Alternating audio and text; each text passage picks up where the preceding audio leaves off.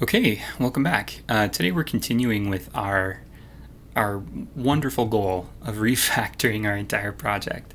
Today what we're going to be doing is we're going to be talking about how to debug efficiently, how to know when things are wrong, and we're going to be taking a look at our enemies.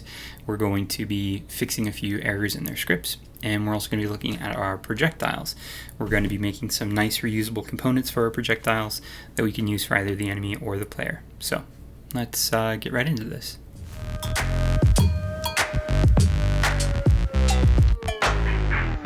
Okay, welcome back. Today we're going to start with looking at how to refactor the enemies to make them work with our new way of doing things. So that's where we're going to dive in here.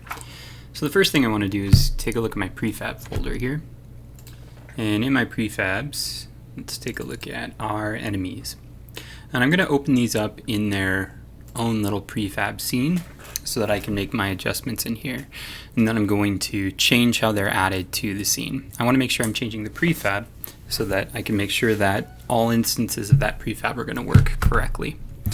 So checking out here really quickly, we've got our knockback. This needs to know a tag to knockback, which is going to be the player. It's going to think for a second. We've got a thrust and our knock time. Got our signals, animator. A lot of this needs to be reworked as well. So let me first deal with making sure that these knockbacks are correct, and then we'll talk about how to rework those in general. So in this one, okay. In this one, make sure that this knows it should be attacking the player. The rock projectile, player. And then I have my enemy here, which I never made a prefab out of, my ogre. So let's make a prefab out of our ogre. And let's make sure that, so we've got our melee attack. Hitboxes here all need to be attacking the player. Alright, and now I think I already fixed this, but let's take a look at our player here and our player's hitboxes. I did not. These need to be attacking the enemy. Now, let's also make sure, because I just did what I said I wasn't going to do there. I want to go to my player and I want to go to overrides, and I want to apply all of the overrides I just did to the prefab.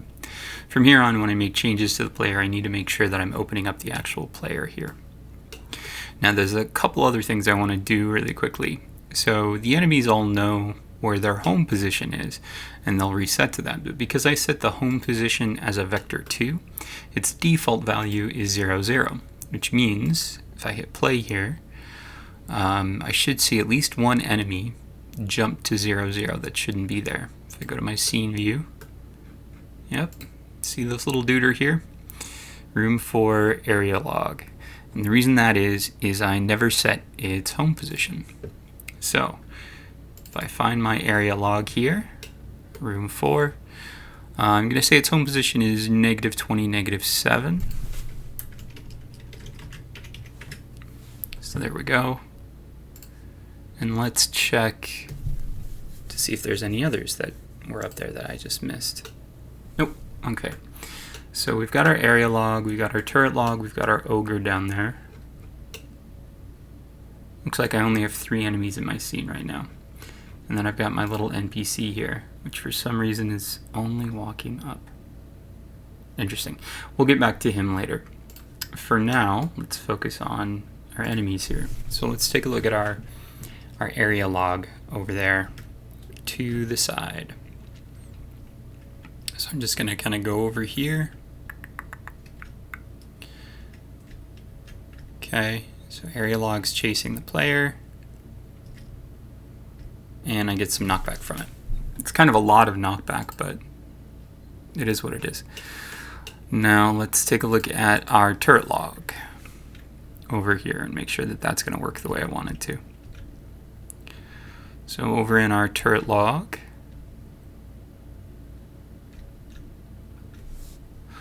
alright, it doesn't look like it's firing anything. So let's see what's up here. So he's in the walk state. His can fire, I saw it turn on just a moment ago.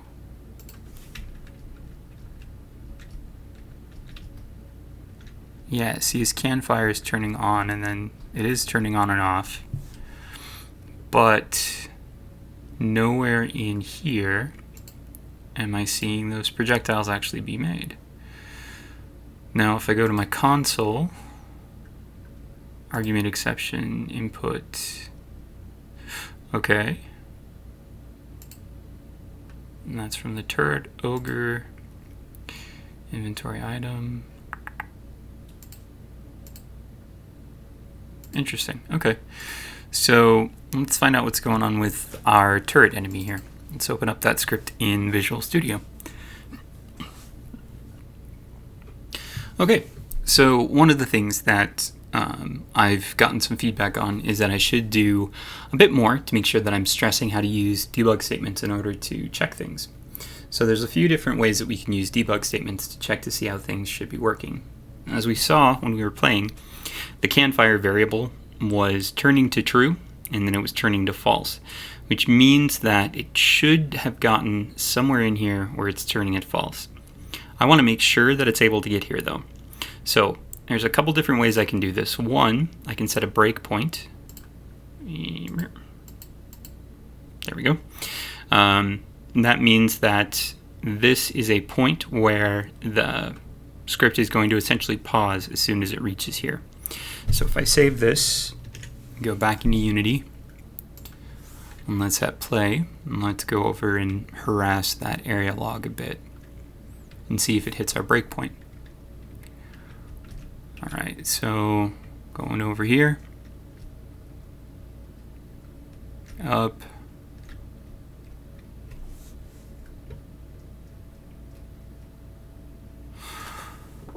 okay.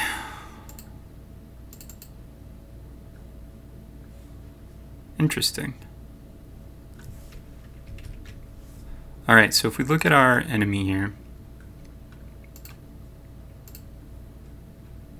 we can see the can fire isn't turning true, which would mean that we're not able to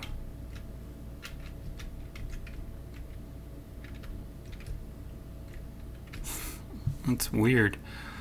Alright, let's get this fixed here. So if we look back at our script, we're never reaching this breakpoint. So we need to know, let's look at the chase radius and the attack radius first, because those are the two conditions. Check distance is being called from the parent class when our trigger area is entered, so we need to make sure that the trigger area on this is good too. So looking at our turret enemy, our chase radius is 6, and let's set our attack radius to 2. Set the animator, which it should already be able to find that, because I think we're doing that in the start or awake method. We've got our box collider for physics, our box collider for hit. This didn't get the player tag, as it's tagged that it needs to attack. The animator gets set up. Doesn't have a loot table, so let's give it a loot table to make sure it's not freaking out about that too. In our scriptable objects, loot tables, we'll give this mostly hearts. And I'm also going to, the rigid body should be set automatically, but I'm just going to set it myself to make sure. Okay, so let's hit play here. And I'm going to fast forward real fast.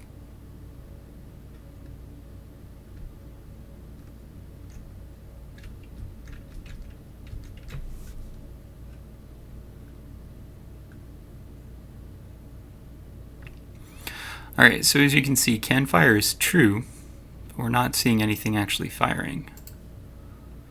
So let's change some things here. If we go to Campfire is true. Let's go to the base log script here. I think there might be an issue with the way that this is acting with that. So if we go to enemy scripts, let's open log. Alright, so we've got our rigid body, we've got our target variables. Start is getting the current state, the rigid body, the enum, and target. Yep, that's happening in update, so that's good. Find with tag player.transform, and then in fixed update we're checking distance. And the override void for check distance is checking to see. So let's do something really fast here. This isn't super efficient, but we're going to use a debug log just to make sure it knows the distance between itself and the player.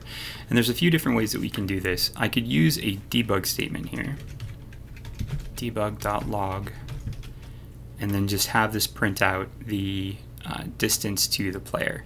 So vector3.distance, and I want to go from target.position to transform.position. Now what this is going to do, I'm going to have a whole bunch of stuff spammed into my console, but this is one way that you can check to make sure that it's knowing the distance correctly. So if I go in here, I could also have made that a public variable so that it's printing to the inspector. If we go to our console here, even now we should be seeing it spammed. So our distance is 29.02585. So as I move, let's see, this is stacking them. You can see the distance is changing. So when I'm less than 6, there, it should be trying to fire at me.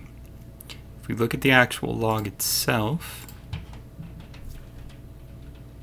can fire isn't true, but we're less than 6, and it does know what the player is. So let's get rid of this here. Let me show you just really quickly another way that we could have debugged this. We can use something called onDrawGizmos. So I'm going to add a little method here, void onDrawGizmos. And I'm going to draw a line, I think it's a line, between the log and the player. So gizmos.drawLine, and I have to tell it from and to transform.position to target.position. And I'm going to save this. The gizmos are a way for you to debug things that you can't necessarily see when you're running the game. As you can see right now, we have that line already made. So let's hit play. Now we can also make our lives a little bit easier by using this onDrawGizmos. So if I go back over to the scene view, you can see I've got this line between the player and the enemy. Pardon me. I can do gizmos.draw. I think I have to draw a sphere because I think they don't allow you to do a circle. So we'll do draw wire sphere, and we'll give it a center and a radius, and the center is transform.position, and then the radius is going to be our attack. We'll make it the chase radius. Alright, so this video turned into be more about debugging than I thought it would, so I think I'll put that in the title for this. Now, you can see right now, this is the outline for the chase radius. If I wanted to do another one, so let's say I want my chase radius to have a specific color. Let me just do another one. So I'm going to do gizmos.drawWireSphere, transform.position, attack radius. Now if I go back into Unity, and if you're not seeing these gizmos show up, I should probably address that. So here's the chase radius and here's the attack radius. If you're not seeing these show up, go up to your, in the scene view, go up to your little handlebars up here, and in gizmos you can choose to see specifically what you want to see, like what gizmos you want to see shown. I mean, you can change these so that you can see specific things that you might not have seen before to specifically help you understand how things are working. So, so you can turn off the grid if you don't want to see the grid. Selection outline. Where are the gizmos at? It's one of these. Or maybe it's just that you turn, yeah, there we go. So you turn the gizmos on or off. So if your gizmos, if you're not seeing any of those, just go ahead and click that button and you'll turn your gizmos back on. All right, so the reason I bring this up is this was actually brought up a long time ago about something that I should do to make the enemies a bit more understandable. And for some reason, I just never got around to it until now. But this is a way that you can better visualize exactly how far that distance is. Okay, so let me go back to checking stuff here. I don't think I need to do the draw line, but I'm going to leave the draw wire spheres there. I'm also going to go to my, so I'm going to print a couple debug statements here after each if check. So I'm going to do debug.log, and we'll say in chase radius. And then after this if statement, we'll say debug.log able to attack. And then this is going to be debug.log attacking. Now don't forget to go back and take out these debug statements because they actually take up quite a bit of memory relative to what you'd expect them to. Okay. So let's try this here. Let's hit play. And if I go over, I should see a comment show up when I'm within. Okay, cool. So it's trying to attack, but it's not attacking for some reason. So I can get rid of this one because that triggered. I can get rid of this one because that triggered. Now the attacking, for some reason, didn't trigger. So let's take a look at what I'm doing here. So temp vector is target.transform.position minus transform.position. Can fire is equal to false. So then if fire delay seconds is less than or equal to 0, fire delay, okay. Let's change this really quickly here. Let's only make that fire delay countdown if can fire is false. So that we're only counting down if we should. And then we'll grab this and put it inside there as well. So we'll cut that and we'll paste it here. So in our update, we're checking to see if campfire is false. If it's true, we're not going to worry about it. And then if it's false, we're going to count down the time until it's less than or equal to 0, when we're going to set it true, and we're going to reset the fire delay seconds equal to the fire delay. That makes more sense than what I was doing before. Now, current instantiate. So I'm going to debug.log current.name. Let's just have it tell me the name of the current when it thinks it's firing. Change state to walk. Wake up to true. So let's go back to here. This is going to be a long, meandering video. Some of you don't mind that, I know. I think there's value in going through the debug process here. So I've thought about putting background music behind my videos. Does anybody have any thoughts on that? Let me know in the comments. So it's telling me that it is creating these. Let me go to my, let's just collapse everything. I know there's a short way to collapse everything. I kind of like doing it that way because I'm a weird person. Let's turn off the tile map.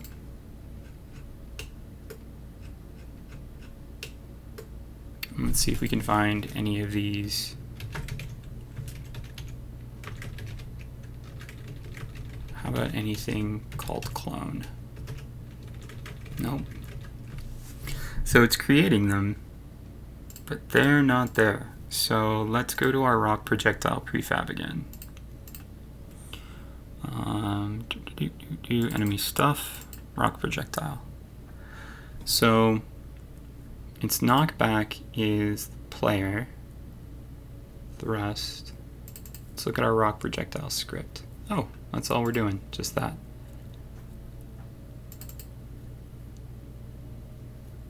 Huh, where's the projectile script then? So we've got our rock projectile, and then where did I put? So we got pushable, reset to position, camera movement. Sometimes I'm blind, so if you guys have already seen it and I've gone past it, oh, here we go. Okay, so we've got, I wonder if the lifetime, I wonder if I have that set poorly. Lifetime is 2. Let's give this a, so if we do a launch, oh, well, as soon as this enters other, it's destroying itself. Well, that's probably it.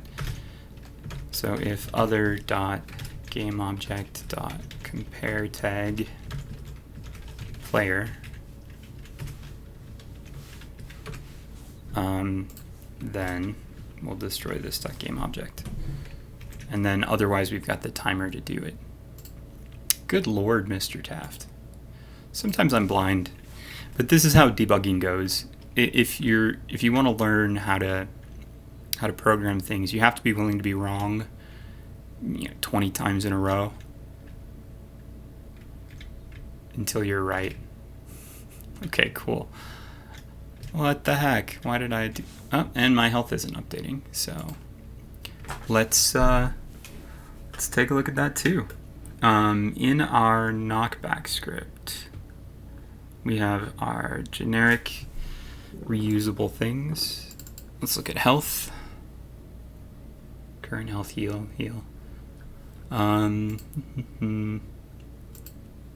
Player, I've got my player health object right here.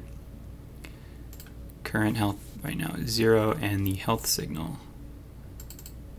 The health signal, let's see if it has any listeners. Okay, it's got one listener, which is the health holder. And the health holder is going to update hearts. So let's open that up then. Signal event, on signal raised. Oh, I don't want the listener, I wanted the update hearts.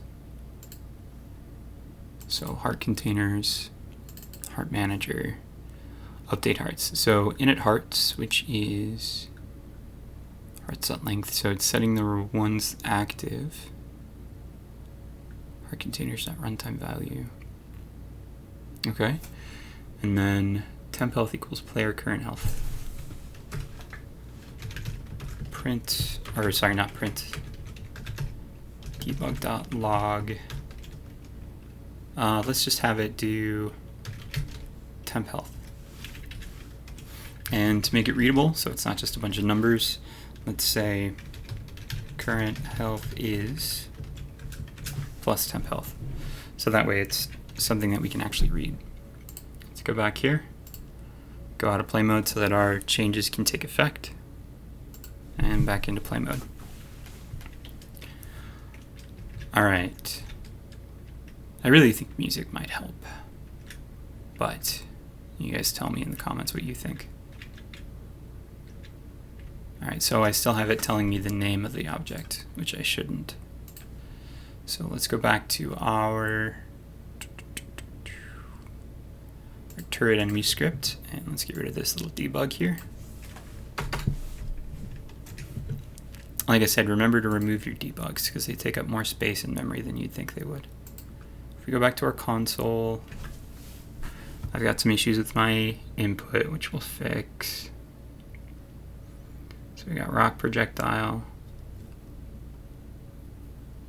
Okay, so it looks like what's happening is when I refactored the health,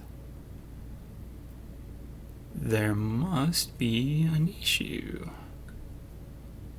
So we've got our, let's open our player in its own scene so that we're making changes that will affect everything. So we've got a listener for the context clue, player hit, reduce magic, projectile bow. Let's open up player movement here.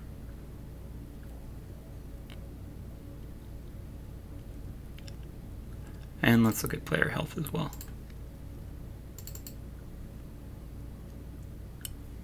Override void damage.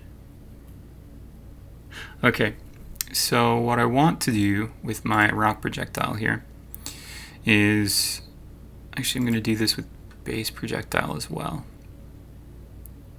So let's add a little check here. So we're going to say header.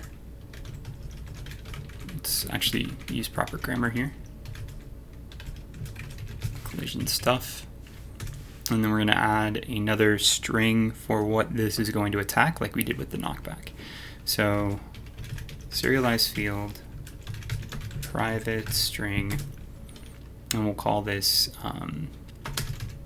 other string, which I think is probably what I called it in the knockback. So instead of comparing tag to player, we're going to compare it to other string. And then we're going to do some damage. So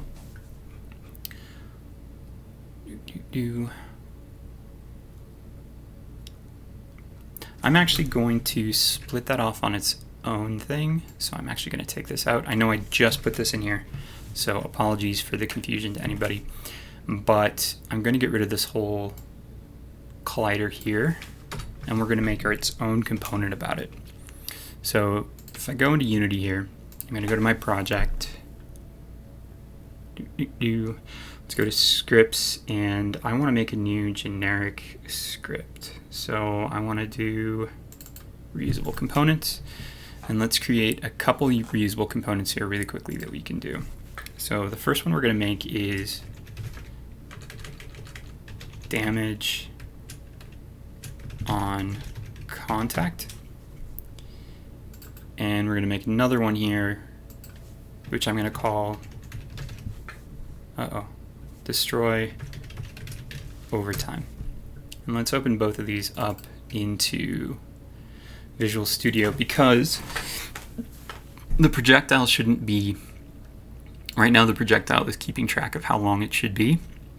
This should all be done in some other component, that way we can put it on other things, like, I don't know, if you want the hearts or the coins or something to be destroyed after a certain amount of time.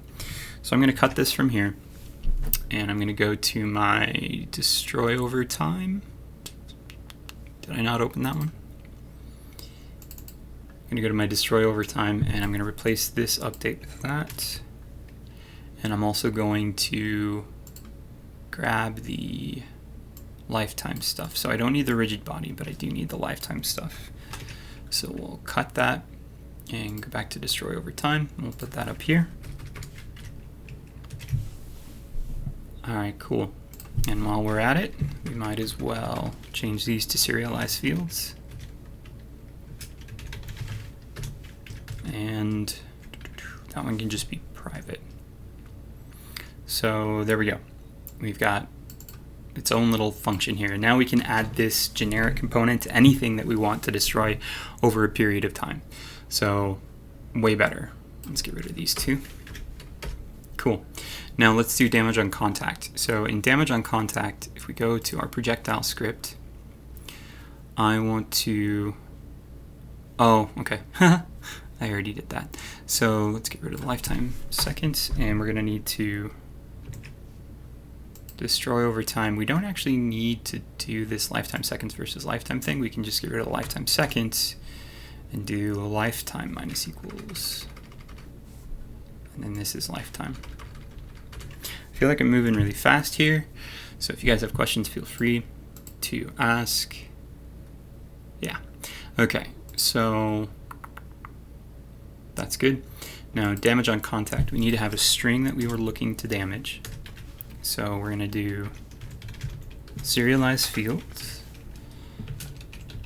private string other string, and then we're going to check to see void on trigger enter 2D. Like always, I'm going to change this to the other. We're going to need to know an amount of damage too. Private float damage. So what we're going to do is we're going to say if other dot game object dot compare tag, and the tag we want to compare is other string. Then what we're going to do is first check to see if there is health. So we're going to say let's make a health, generic health, and we're going to call it temp equal to other dot game object dot get component generic health. This way it'll work for both the player health, which inherits from generic health, and enemy health, which will make inherit from generic health as well. Then we're going to say if temp, meaning if it exists, then we're going to do temp dot damage, and we want to give it damage equal to damage. And then let's also just destroy it. So we'll do this dot game object, or sorry, destroy this dot game object. Cool. All right, so we're going to save that. Now let's go back to our projectile script, and let's make sure that we. All right, so this is only involved in moving things. So if we go back to Unity here, I want to go back to my prefabs, and I want to find my enemy stuff, that rock projectile. Now right now it's got the rock projectile script and it's got knockback. I also want to add to it from my scripts, my reusable components. I want to add damage on contact, and I want to add destroy over time. So the lifetime I'm going to say is 0.7 seconds, just like it was before. The other string is the player, and the damage is 1. All right, cool. Let's save that. Let's go back. Let's hit play, and let's test this out. All right, so if I go over here. All right, so they're being destroyed, which is good. And I'm taking damage. Awesome. All right, so that's nice and fixed. Now, there's a lot more that needs to be fixed. I'm going to try to put out videos every day this week in this, just because there's so much that needs to be fixed, and I want to move on to something new. I'm sure you guys feel the same way. So we've got our destroy over time, damage on contact. Yeah, but we did some good stuff today. We talked about debugging. We talked about how you can use gizmos to help you visualize stuff. We talked about fixing our projectiles. Yeah. If you guys have any questions, feel free to leave them in the content or in the description comments down below. If you want to follow me on Twitter to find out when I post new videos, you sure can. Join my Discord. Tons of really cool people there. A lot who know way more than I do. So feel free to join, ask them questions, help out yourself. So yeah. My Patreon, you can join for as little as $1 a day. Today I'm going to be putting up a video about doing lights in 2D using Unity 2019.2's new lighting system. So thank you very much. Have yourself a wonderful day.